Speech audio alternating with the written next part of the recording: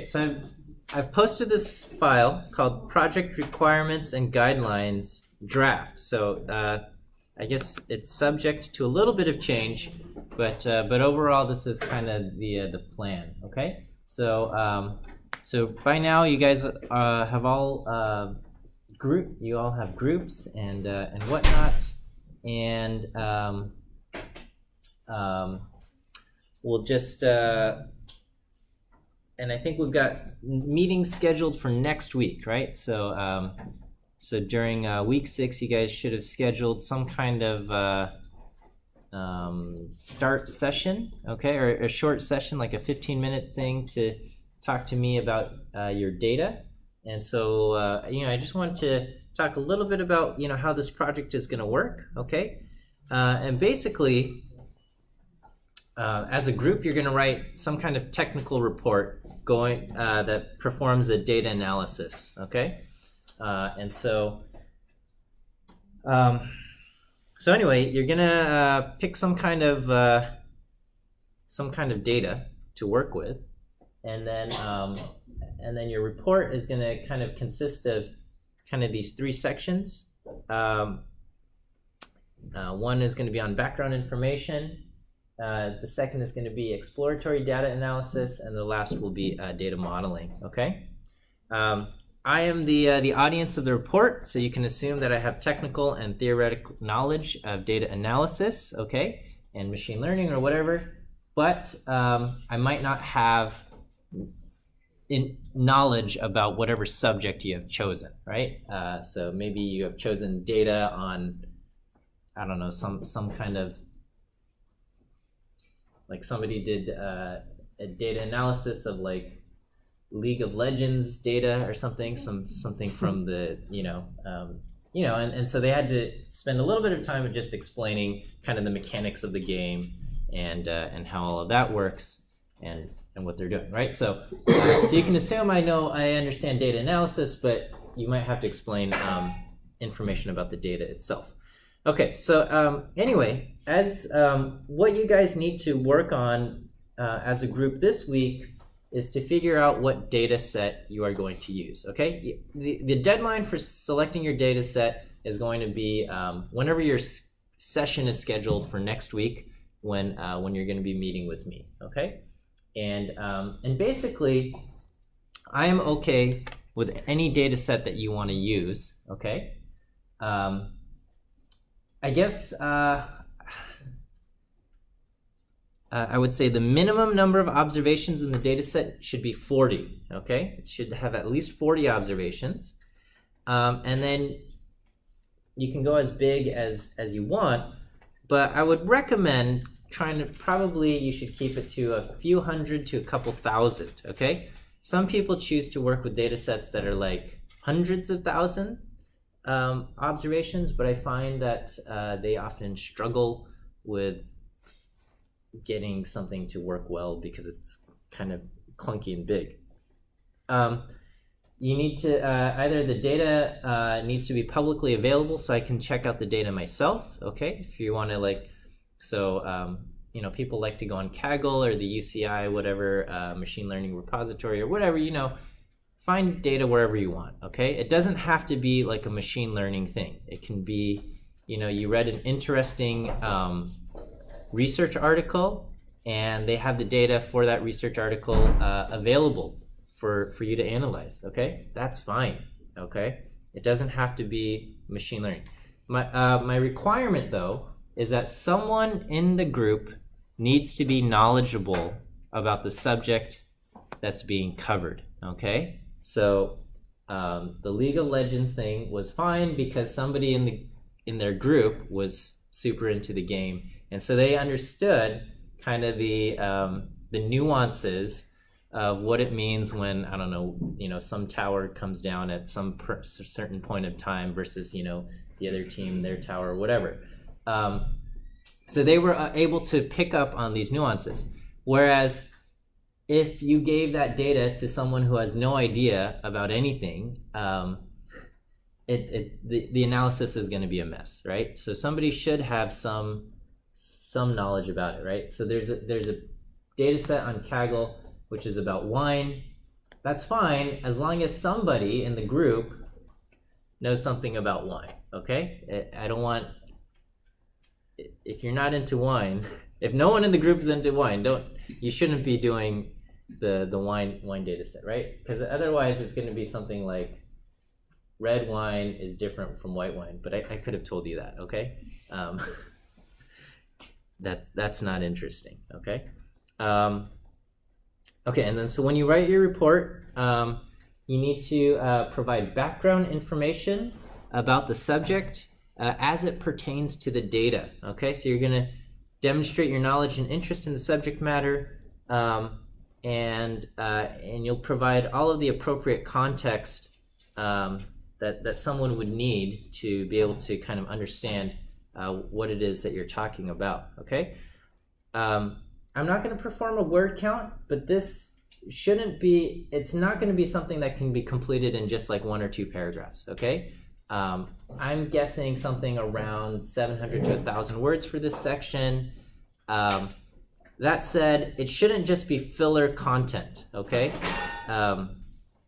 It needs to be background information as it relates to the data, like who collected the data, why it was collected, when it was collected, what was versus what wasn't collected in the data, okay? A lot of these data sets that are available online and stuff, some of the information of what they decided to include and what they didn't decide to include is not available, and therefore it's difficult to know the scope of your conclusions that you can make, right? So it's important that you understand what is there. And if you can't find the information about the background of the data, I would suggest that you don't use that data set, okay? Sometimes, a group last quarter used a data set, and when I looked at it, it looked very suspicious, as if it were an artificially generated data set, okay? And there was very little information regarding kind of the background of this data set, and I was not happy with the group's analysis, because it just felt like here's meaningless numbers that don't have a whole lot of context or information, and you're trying to do some kind of predictive thing, but there's no reason why to believe one variable is more or less important than another, without that. So here, I give an example, and I just said, let's say you wanted to take data from this table, which is the standard batting table on Baseball Reference. And this is, I think, from last year's season, and this is going to take a little while to load. But it's this big thing with all of these different players and all of these different columns of information. And so in order to kind of make sense of it, you would need to explain some information relevant to kind of providing some background information of what baseball is, and how the significance of these columns, and the significance of the columns in the data. So I wrote things like just kind of some basic things that would be important, is that in baseball there's kind of 2 types of statistics being generated. You have batting and fielding or defensive statistics. You have offense and defense statistics, and they're going to be kind of different. And our table looks at the batting, the offense statistics, where baseball, the teams are trying to earn points. And then as far as baseball goes, there's generally two types of players. You have batters and you have pitchers, okay? And batters are important because they score runs, and pitchers are also very important because they throw the ball, and they try to throw the ball in such a way that the other team can't hit them, okay? But pitchers, as far as being relevant to the data, pitchers are generally very bad at batting, but that's okay. Nobody cares because their value comes from their ability to pitch the ball. Okay, and so that's important when we look at the batting table. We're going to find some players that have really, really, really terrible batting statistics. Okay, but we can explain that by saying, these players are pitchers, and that's why even though they are terrible at hitting a ball in baseball, they're still a professional athlete, okay? And they're getting paid millions of dollars because their value comes from their throwing ability and not their batting ability, right? And so these are just some keys, and then you would want to include an explanation of every single one of these columns, right? G is for the games, and there's a total of 162 games in a season. There's leagues, and then there's at-bats and runs and hits and, 2B, 3B, home runs, like how many doubles and triples and home runs and all sorts of other stuff, like, on-base percentage, slugging percentage, and things like that. And so those are all things that would need to be explained to someone who's not familiar with baseball or baseball statistics, okay? What I don't want, though, all right, there's no need. So sometimes I wrote, please include, background information and context. And then somebody, some teams went off and started recounting, the history of whatever subject it was, right? I don't care if that, baseball has been played since, the 1800s, with sticks and I don't, whatever, that's not information for that's relevant for the analysis of the data. But I think I told them, I'm expecting this section to be 700 to 1,000 words, and so they were just looking for filler information to kind of fill this out. Okay, I don't want that. All right, I want information that's relevant to the data. Okay, information that gives context to the data, why am I going to see certain patterns, right? If you can explain why you will see certain patterns before you even look at the data, that's good, right? So for the baseball data, I can tell you when you look at the batting table, which includes batting statistics for all the players, batters, batters plus pitchers, I can tell you're going to see patterns of some really bad numbers, generally from the pitchers, and then everybody else. Okay, and that kind of background information is good. Not the history of baseball. Not, I don't know. I don't need to know all of that other stuff. Okay, something relevant to the thing. Okay, and then your report will include a section of exploratory analysis, okay, and this is going to be the most important section. This is where you're going to just probably look at the variables and explore relationships between the variables, okay. So you'll explore things like the summary statistics and distributional shapes, unusual features or outliers, and then potential relationships that might exist in the data that you should explore, okay?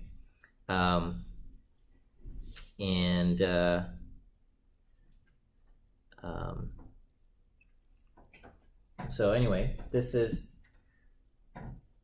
I talk about this, and this is probably where most of your effort should be put in. This should be a coherent thing, okay? In years past, or not years past, but the quarter, I did this in last year, and then the end of the fall quarter. One common issue, it wasn't all teams, but several teams did this, and it's very clear when this happens, is that team members will, the teams will say, all right, why don't you look at this variable? And then someone will say, and you look at this variable, and I'll look at this variable. And they do separate exploratory analyses, and then they come back, and then they just copy and paste everything together. And as you're reading through this, it's very clear that there's no coherence between these different sections, and that it's just somebody did something, and then somebody else did something else, and somebody else did something else. Okay, there's no clear, coherent plan or vision, and it's just like people doing stuff and then just pasting it together. That's not what this section should look like. Okay, there should be perhaps you want to explore the relationship between like for baseball, maybe it should be like, let's explore the relationship between like what affects you know, how many runs someone scores, what it you know, because that's how you get points.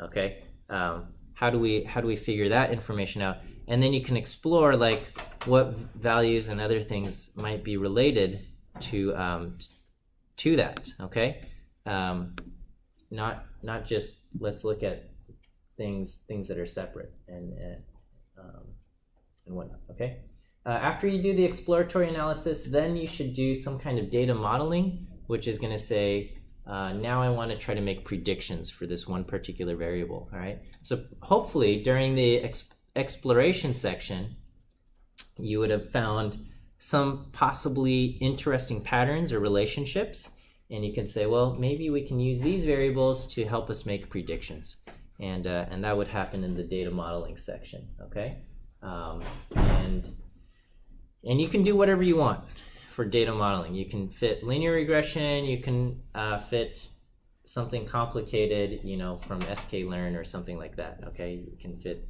some machine learning thing, this and that, you know, whatever you want, that's fine. Okay, and then so that will all be the stuff you include in your written report.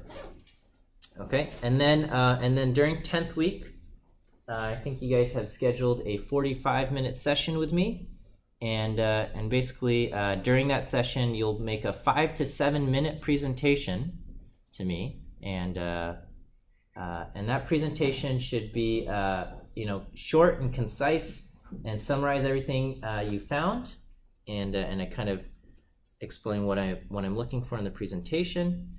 And then after the presentation, I will read through your final written report. So your final written report needs to be ready by the time you do the presentation. Okay, and I will read through that, and this is where I'm grading your report. Okay, so while you guys are in the room, I will read through your report, and I will ask questions, basically about whatever you have in your report. So I'm gonna, you know, if in your thing you decided to explore a certain relationship, or you decided to do something, I'm gonna be asking questions about each decision you made, and you know, whatever it is. Okay, and I expect you guys to be able to defend the decisions you've made. Okay, and you know, some of that time might be a little bit of just we'll be in silence as I'm reading and thinking about your stuff, and you just have to stand there and and wait for me to ask a question. Okay, but I want to do this because and so this is the first time I'm doing it this way, because in the quarters past, I would generally just read the reports by myself, and as I was reading the reports, I found that I had all these questions that I wanted to ask, and there was no one to answer them. So so basically I just had to either guess what their answer would be, or deduct points for not fully explaining what they did. And so I want to give you guys an opportunity to explain your decisions, right?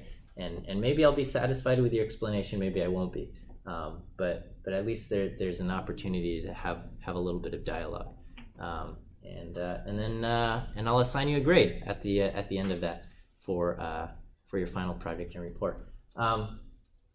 During that time, I might also ask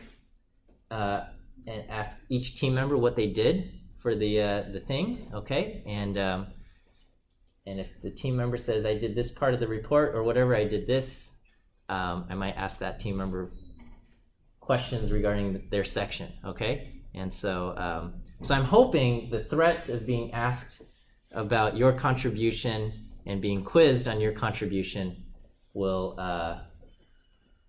motivate everyone to contribute to the team project, okay, and not give the burden to like one person to carry, okay, because I remember group projects and I know group project dynamics, and sometimes it works well and sometimes you get stuck with like a terrible group, and so I'm hoping by having mostly selected your own group, this will not become too much of an issue. You know, if during the process of the quarter, like the last few remaining weeks, if there's like serious group conflict or something, you guys can come to me and I can try to serve as a mediator, okay? I don't want to have to like disband groups and things like that, but I can try to, you know, if you feel like someone is not doing their share, we'll, you know, we can try to address that. Okay, are there any questions on this? Final project stuff? Okay, so search for a data set. And during the meeting next week, basically I will ask, what is the data that you're going to be looking at? What do you kind of hope and expect? And I'll just kind of ask questions just to make sure that someone is knowledgeable on the subject regarding the data that they've chosen. Okay, so I will ask. Okay. I just don't want projects where people are blindly analyzing some data set with which they have no familiarity with. So, is that okay? All right. I hope this final project is a positive experience.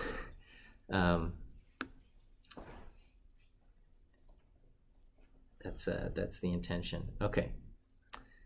Let's take a look. We're going to continue on working in Pandas, and I'm taking this New York City flights data set. This is actually something that's available in R, but I've imported it into Python, and I figured we can take a look at doing some analysis of it using Pandas. Okay, and so. Here's the data set. Let me see if I made this available on GitHub.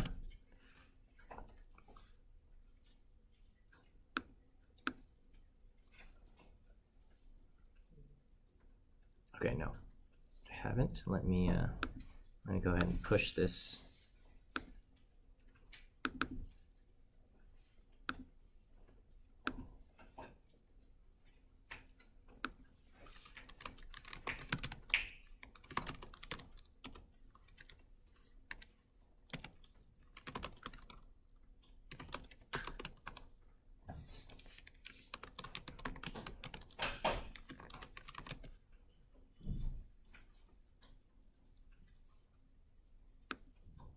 Okay, so that should push the notebook online, and I believe the NYC flights is also available on my GitHub. Yep, it's there. So we'll go ahead and we'll try this out. Okay, so we'll start off by importing NumPy, Pandas, and Matplotlib, and I know we haven't really covered Matplotlib, PyPlot. But it's fairly simple, and Pandas has a lot of this stuff kind of integrated in, and you can always look up this information in the online documentation. Okay, so I'm going to just start by using Pandas read CSV to read in the NYC flights data set. Okay, and I'm going to just call this flights, and here, let me clear all of the output.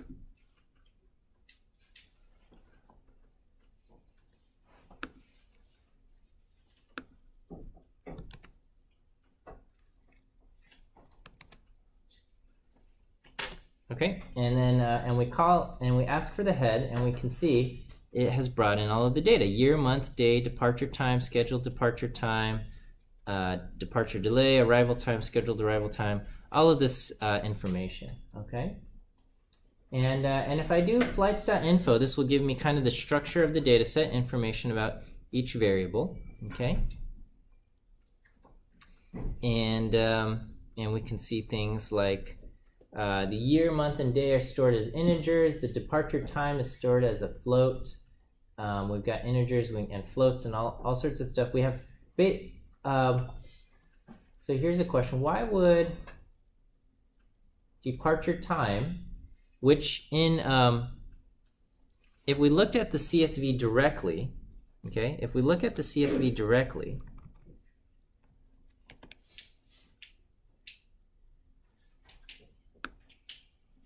okay, we can see the column for departure time is 517 and scheduled departure time is 515, and yet when it shows up in Pandas, it shows up as 517.0, and over here we have 515. Okay, so why does this show up without a 0.0 but departure time shows up with a 0.0? What's going on there? Why did departure time get converted into floats?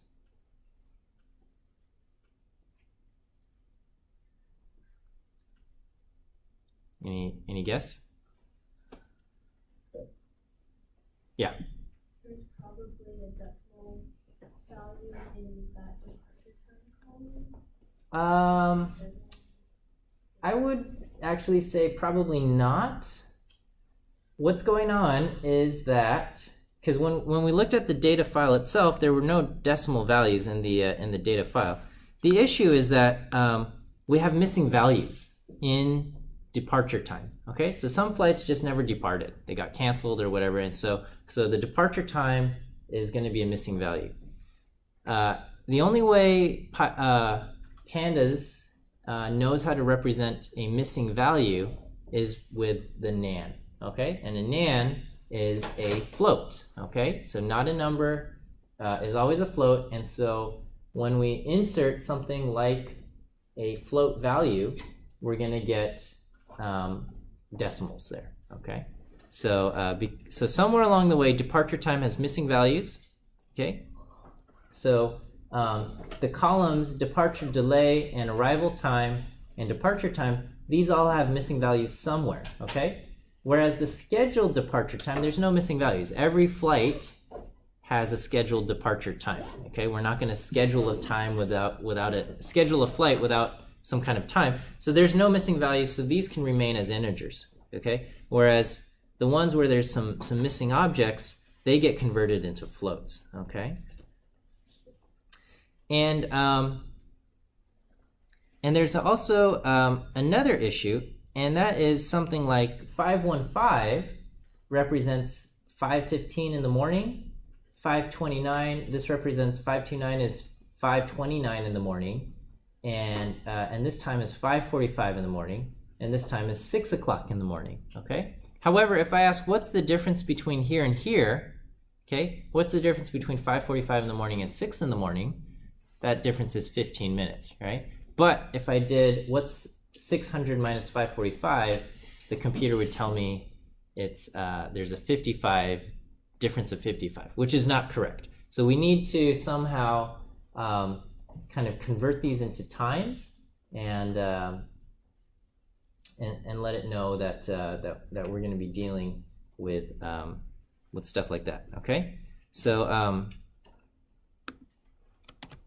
if we take a look at the tail, we can see that, yeah, indeed, we do have some missing values, okay? We've got nans, and that would explain why we've got decimal places, okay? For the other things, okay? So what we're going to do this time is I'm going to reread the NYC flights data set, okay? And this time I'm going to tell it the departure time and departure delay, arrival time and arrival delay, and air time. These are all things that end up having some missing values, okay? That should be numbers.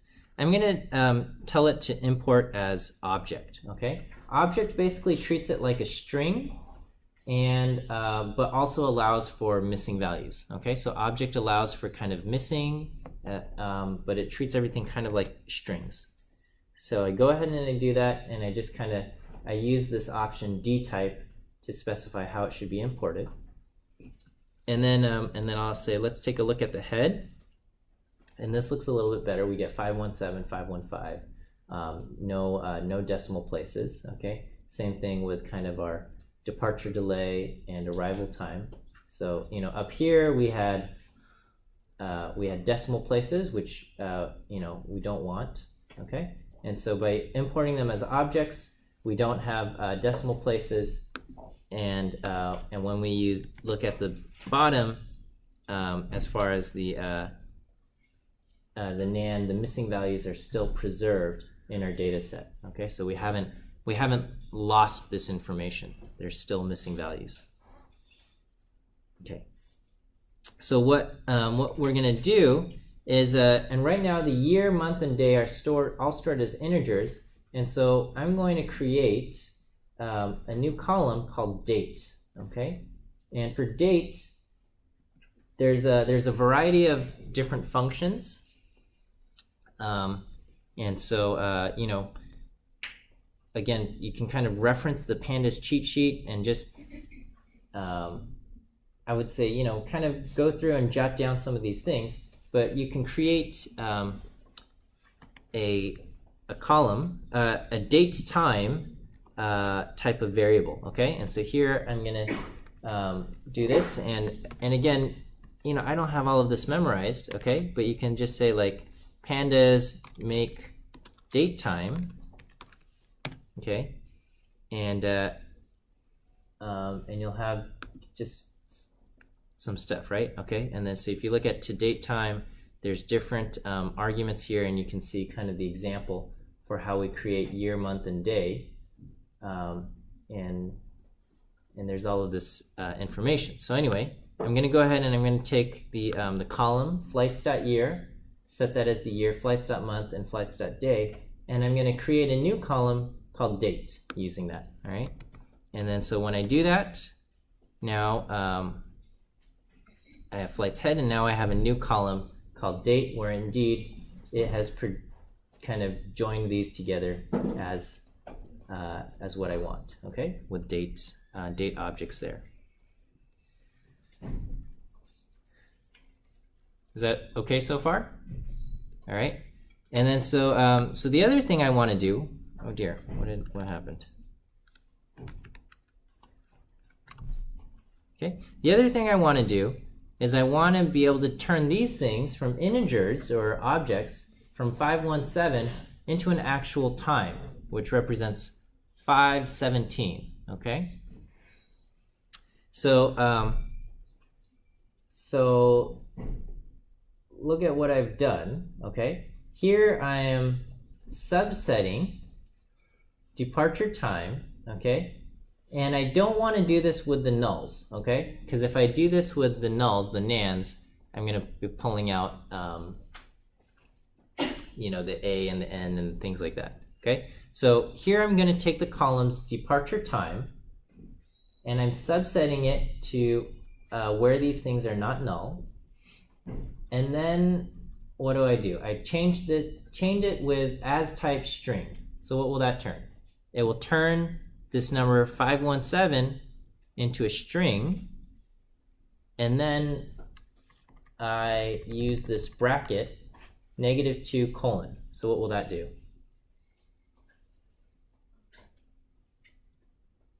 For a string, it will pull out the last two characters in the string, okay? So effectively, this will pull out 17 out of 517, okay? And I do the same thing, except I do nothing :-2, which will go everything up to the last two. So it's going to pull out everything up to basically the 5 here, okay? And so I call this departure minute and departure hour. And when I do this, we can see, you know, for the departure hour, I have 5, 5, 5, and 5. And for the departure minutes, I got 17, 33, 42, 44, and 54, which is exactly what I want. Is that okay? So I'm now extracting this, and then if I want to turn this into a date time, I will take the year, the month, the day, and then the hour and the minute, and I combine all of this together, and I get basically January 1st, 2013, 5:17 in the morning, 5:33 in the morning. I converted all of these into times, and this looks appropriate.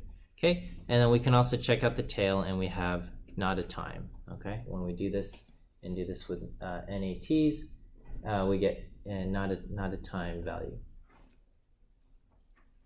Okay, so I want to do the same thing, not just for departure time, but I want to do it for things like arrival time and arrival delay and departure delay and all of these things, air time. Okay, but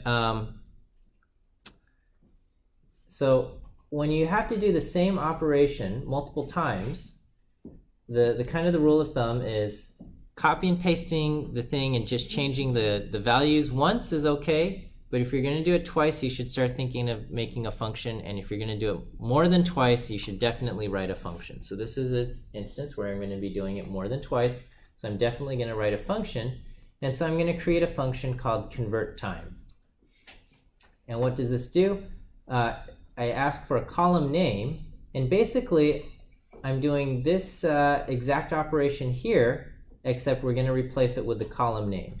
So here I'm going to take flights. We're going to pull out the column name. We're going to subset it to where that column is not null, and then we're going to pull out the last two characters and the first two characters, or everything but the last two characters, and we're going to join them together into date time.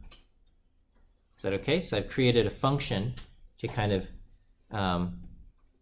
handle all of this. All right, and by doing and because Pandas does everything with indices, this is going to handle it just for the rows that aren't null, okay? So I go ahead and I define the function, and I just say, all right, let's just test it out on the departure time column. And this is, and I create my departure time column, and I can just check, and indeed it looks like it was successful. And then I can go ahead and I can just try it for scheduled departure time, arrival time, and scheduled arrival time. And it looks like it went ahead and did all of that. And then we're going to go ahead and just add these using Pandas concat. So concatenate will just add more columns to our data frame. And so we'll go ahead and do this, and we concatenate them via axis. And we'll go ahead. And when I do this, we can see that we have successfully created these things. We've got 8:30 and 5:17 and 8:19 and all of this, 5:15 and whatnot. Okay, and this is indeed this looks correct. Okay, we got 8:30 and whatever.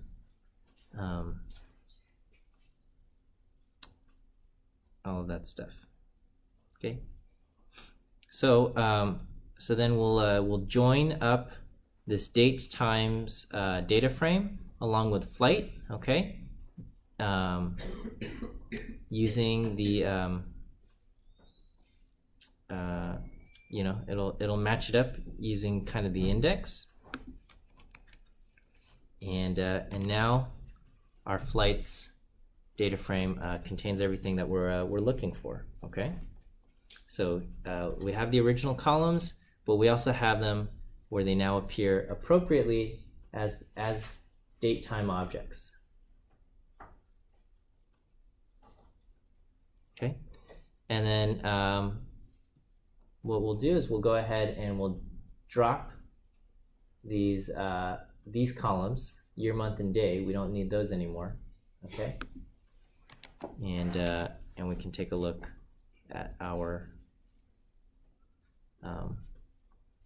thing. Okay, if we need to get back the date, okay, something like the month, we can just take the column date, and we can so we can say flights.date, and then DT will say, okay, I want to use methods that are pertinent to the date column or date time object. So we'll do .dt, .month, and just extract out the month. Okay, so here this will pull out things like it's January. Okay, so so we've done some data cleanup, and now we can do some basics. All right. So if I wanted to say how many unique carriers are there, okay? So carrier is this column right here. Okay, we got things like UA, AA, B6, DL. So UA is United, AA is American Airlines, I think. I don't know what B6 is, okay? DL is Delta, all right? So we can just ask, what are the unique values, okay? And it says we've got this, UA, AA, B6, DL, EV, all sorts of kind of symbols. And we can ask, what are the, how many unique things, right? Number of unique. So we say, and it says there's 16 unique carriers. If we want to know how many flights are for each, we can use the command value counts, right? So this gives us something like, we had 58,000 flights for United Airlines, 32,000 flights from American Airlines, and then 342 for, I think HA is Hawaiian Airlines, okay? So this is like once a day, but maybe it got canceled a few times, okay? All right, and so there is another file called airlines.csv, and what we'll do is we'll set, this will give us the actual name that we're kind of a little bit easier to read, okay? So the carrier is this, and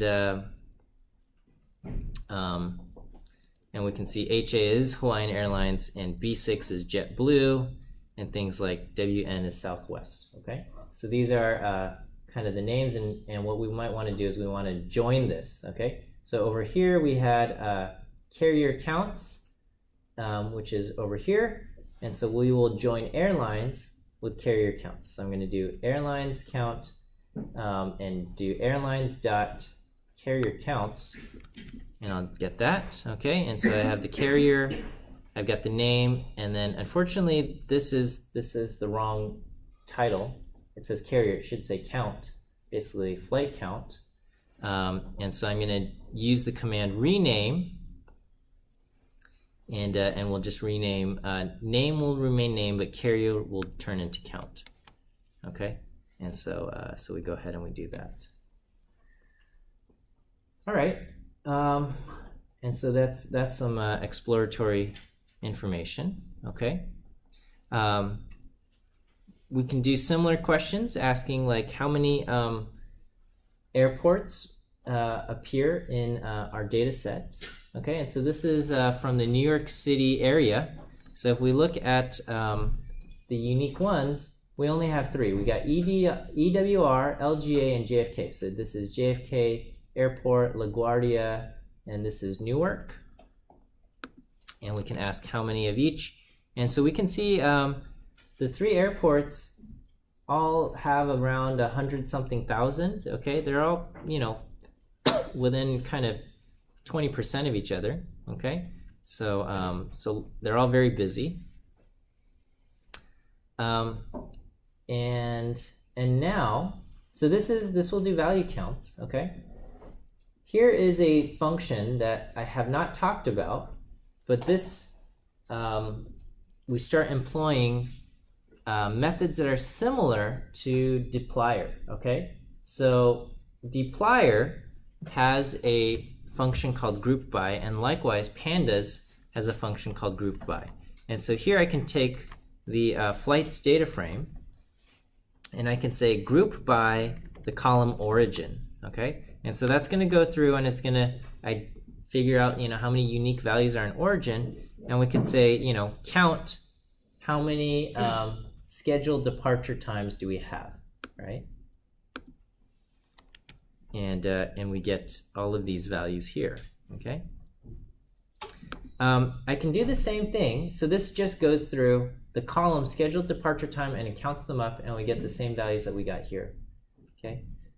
Over here, I can say the departure column, group by origin, but then look at the departure column and give me a count, and we get numbers that are different. Okay, and these are different because we don't have any missing values. If there's missing values, they're not included here. Okay, so origin value counts will include everybody, not including the canceled flights, because canceled flights still have an origin thing. Okay, if you wanted to get kind of a count without the canceled flights, you'd have to do a group by and then call a column where you've got missing values, and it will not count those things.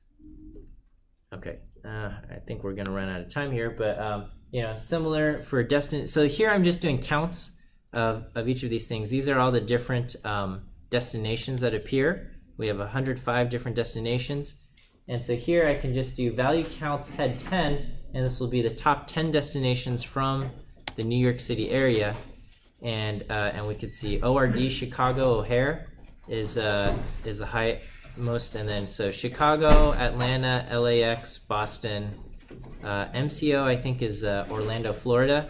So these are kind of your top destinations. Okay.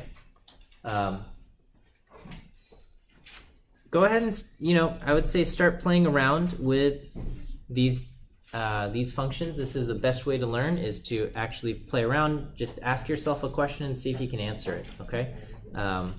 And that's how I think is the best way to learn. All right, we'll go ahead and we'll end here for today, and then we'll come back on Wednesday, look at more stuff that we can do with pandas.